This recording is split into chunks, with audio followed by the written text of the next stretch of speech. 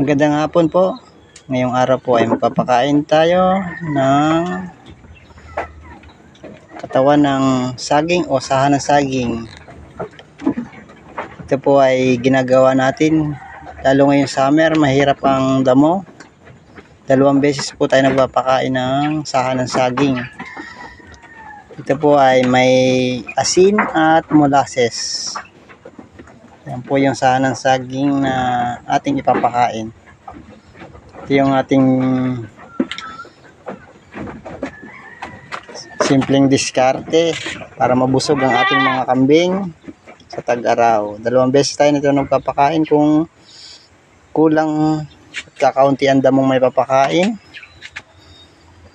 Itong plangganang malaki na to, 2 ganto, isa sa umaga at isa sa hapon, para mabusog sila ng husto. Ginagawa natin to pag kinakapos tayo sa damo, lalo pag summer, mahirap ang mga damo, tuyo ang mga gilid-gilid yan, mga tuyo, mahirap sa damo, at kinakapos tayo sa ating pagkain para sa kambing. Ito yung alternatibong pakain sa mga kambing na ating dinadagdag.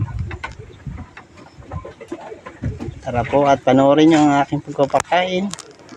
Gustong gusto nila to. Yan po sila sa dulo. Mga matatakaw po yan. Yan, paborito nila yan.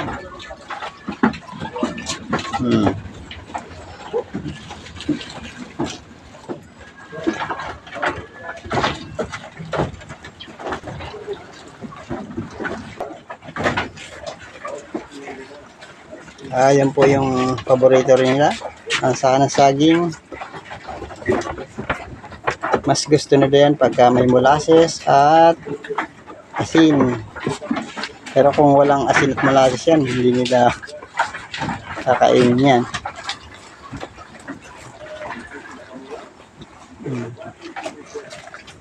Dalawang tatakaw po yan. Nagbibigay tayo nito sa umaga at sa hapon,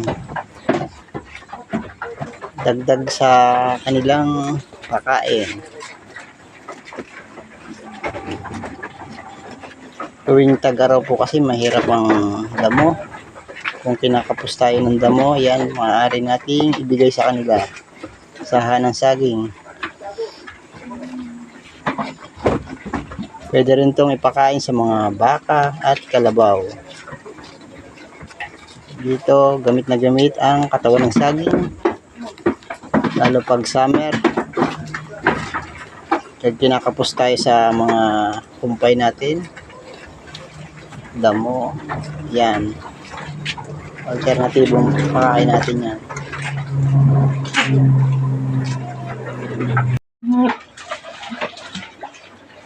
Yan, magagana ang kumain ng saha ng saging. Mauubos na. Ito naman si Tisoy. Nagsosolo si Tisoy. Nagsosolo. Sa kabila ang mag-iinang si Tisoy. Yan si Tisay at yung dalawa niyang anak. Salo rin dito.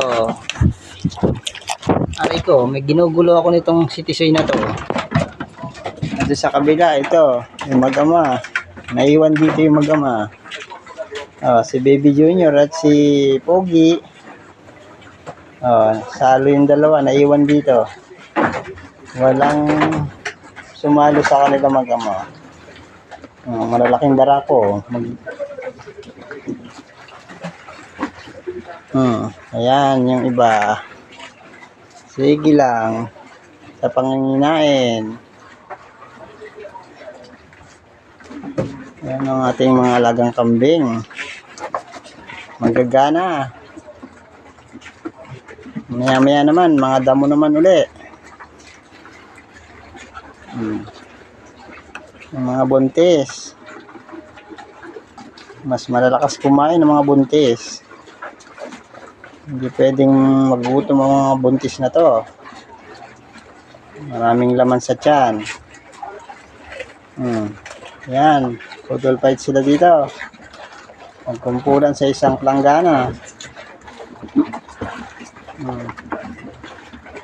Samantalang dito sa kabila, si Tisoy nagsosolo. Ang nagsosolong barako. Ayan, si Tisoy. Yan po, doon sa kabila ang kapitbahay niya ay si Tisaya, ang kanyang mga anak. Yan lang po ang ating mga alaga. Ang matatakaw na alaga. Salamat po muli sa patuloy niyong panonood sa aking mga video. Maraming salamat po.